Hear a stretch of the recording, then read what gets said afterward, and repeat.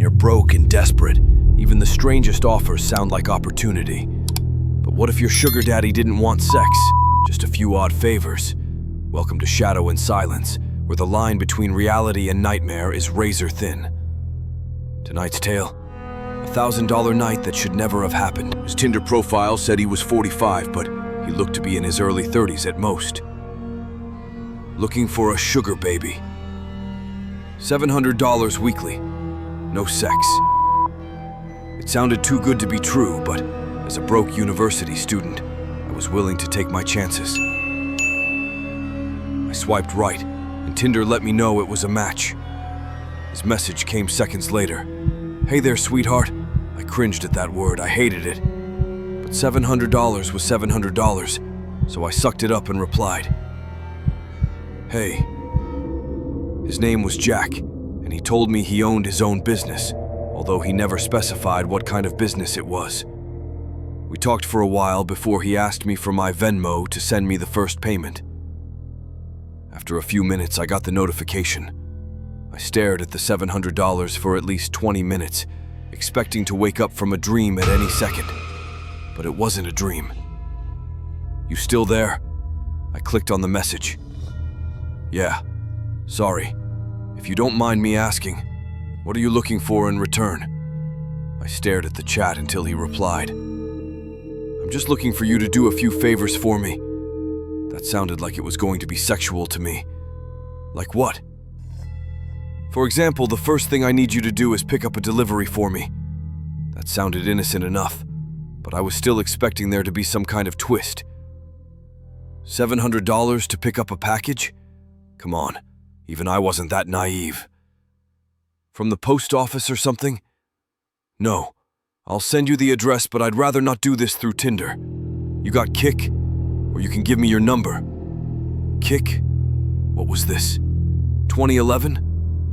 I decided to give him my number instead, and he texted me the address immediately, followed by the address to his house, where I would have to drop off the package. I'm not home right now, but there's a key on the bottom of the blue flower pot near the door. Go inside and put the package on the coffee table in the living room. Make sure that you lock the door when you go inside the house, and then lock it again when you leave. I grabbed my car keys and wallet and got into my car, putting the address into Google Maps.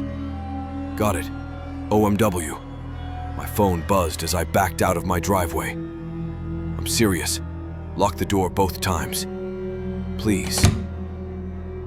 I thought that was a little excessive, but I promised him that I would. The house looked abandoned. It had a broken chain link fence around it, with a small door that was hanging on to dear life. It stuck out like a sore thumb, surrounded by houses that were a lot nicer than this one in comparison. "You here for Jack's shit?" I looked up to see a man standing in the open doorway of the house. He took up almost the entire space, his head skimming the top of the door frame. He was huge, in height and muscles, and his entire torso was covered in tattoos. Yeah, I guess. I looked around and realized that there was no one else on this street. I was a 21-year-old woman alone in the street. I gripped my car keys. A few minutes later, the man came back out carrying a cardboard box. It was about the size of a shoebox, but stained and damp on some of the corners. "Can you open your car?" he asked. I opened the trunk, not wanting that inside on my car seats, and he set it in. "All right, there you go," he said. "Thanks," I replied. I walked around to the driver's side of the car and opened the door. "Oh, and one more thing," he said. I looked at him. "Watch out," he said. I didn't reply. I blasted my music as I drove to Jack's house, hoping it would drown out my anxiety. It didn't. I parked my car in the stone driveway and stayed inside the car, admiring the house. It was a huge house, with stone pillars on the front porch and the greenest grass I had ever seen in my life. I turned the car off and got out. I grabbed the package and walked to the front door, getting the key from where he said it would be. I opened the door and stepped in, closing it behind me. I thought about what he had said, about locking the door when I got inside. I thought that was a little overboard, but as I stared at the closed door, something made me reach out and lock it. I walked inside, my feet cushioned by the thick maroon carpet, and admired the inside of the house. All the furniture was wooden and looked incredibly expensive. I would probably finish school a dozen times with the money that it took to furnish this place. I set the package down on the coffee table, and as I walked back to the door, I heard a phone ringing from somewhere inside the house. I froze. In my pocket, my phone buzzed. I took it out to look. Don't answer any calls that aren't from Marvin. I put my phone back and followed the sound of the phone, poking my head into a few different rooms before I found it in an office. I walked over to the desk and looked at the caller ID. Incoming call from Jack. That was odd. I grabbed my phone to look at the message again. I was starting to get a little bit creeped out and decided I wouldn't answer, just to be safe, and left the house, remembering to lock the door as I left.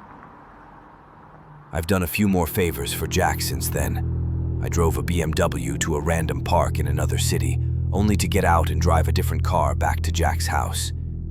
He had me meet one of his employees at lunch, who then gave me a briefcase to deliver to the first house I had gone to and told me he would know if I looked inside. On several occasions, he asked me to drive down to that same house and stay with the guy, whose name was Julio, for a certain amount of time. In total, I've made around $3,500. Most recently, Jack asked me to stay in his house overnight. I woke up to a text message from him. I need you to spend the night at my house. I had never seen him in person, but I had talked to him on the phone a few times. He proceeded to tell me he would pay me $1,000 to spend the night at his house, provided that I followed a few rules.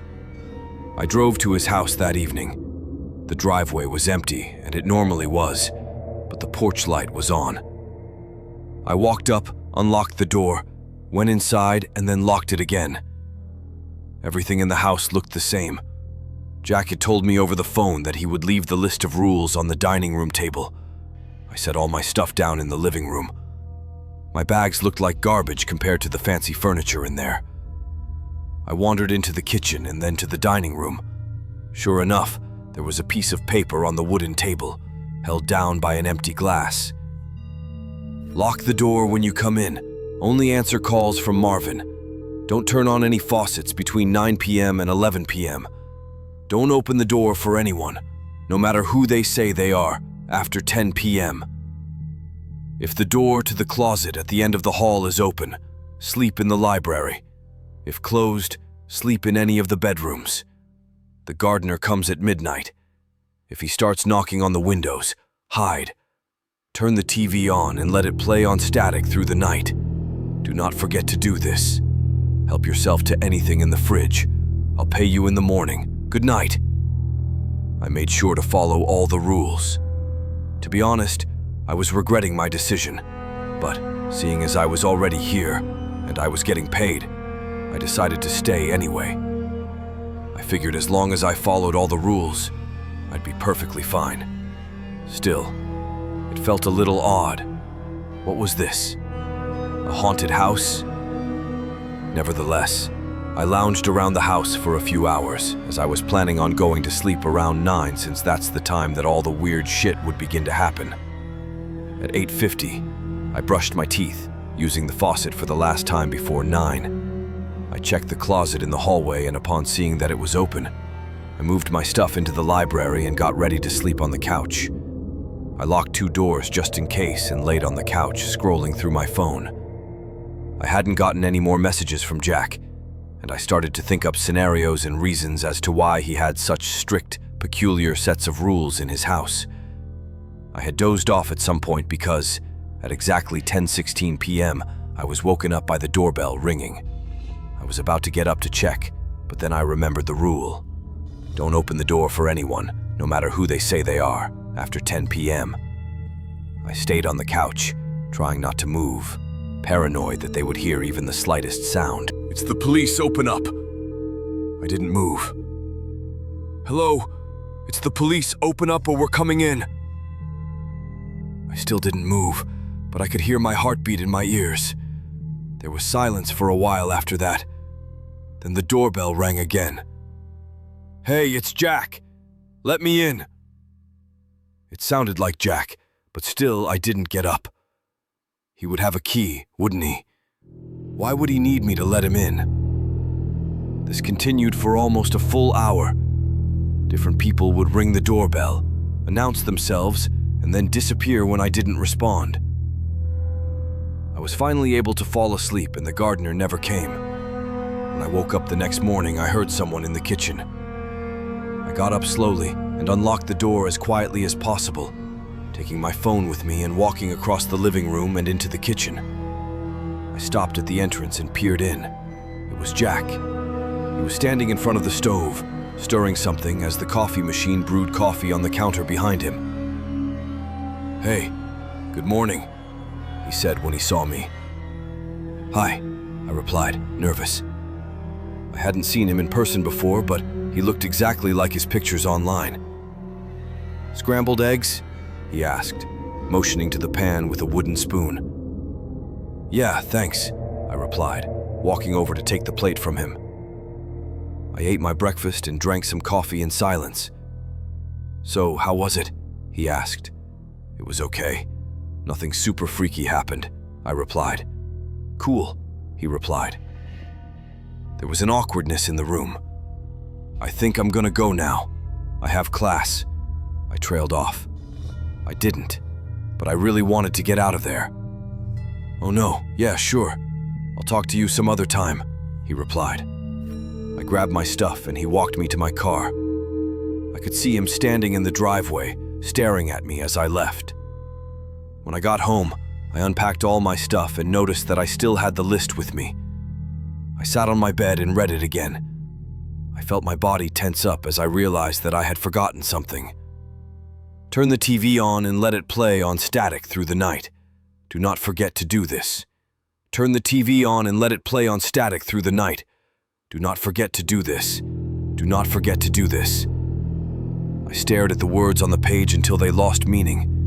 Beside me, my phone buzzed, snapping me back to reality. It was the $1,000 payment.